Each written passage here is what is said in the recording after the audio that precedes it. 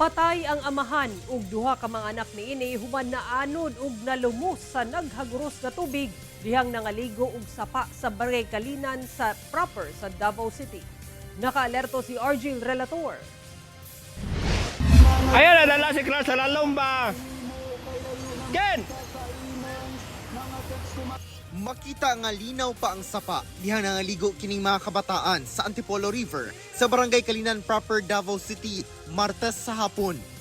Apan kalit lang matud pa nga naabot ang ulo sa baha gikan sa bukid. Hinungdan nga naanod og nangalumos ang magsuong lalaki nga edad 8 ug 4 anyos ug ang ilang 38 anyos nga amahan. Sumala sa Kalinan BDRMC niadtong hapuna rasab na palgan ang patayng lawas sa 4 anyos nga bata sa sapa nga sakop na sa Barangay Riverside.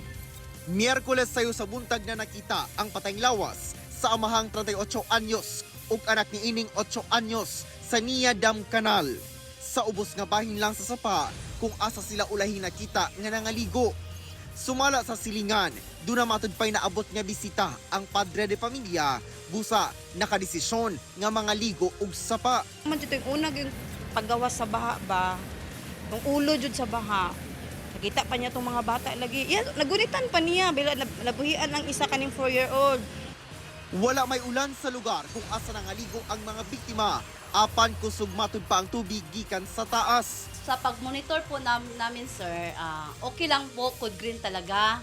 Pero pag dating na mga 3 o'clock in the afternoon, yun na, may nagtawag sa amin dito na lumakas daw ang tubig galing sa bukid.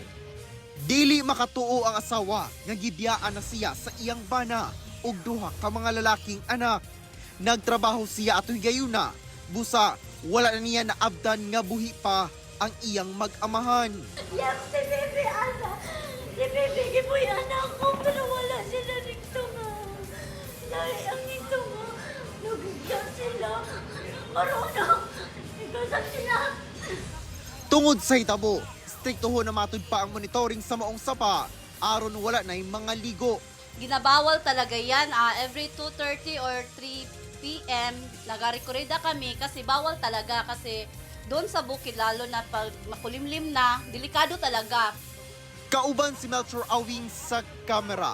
Ako si Argil Relator. 1 Mindanao.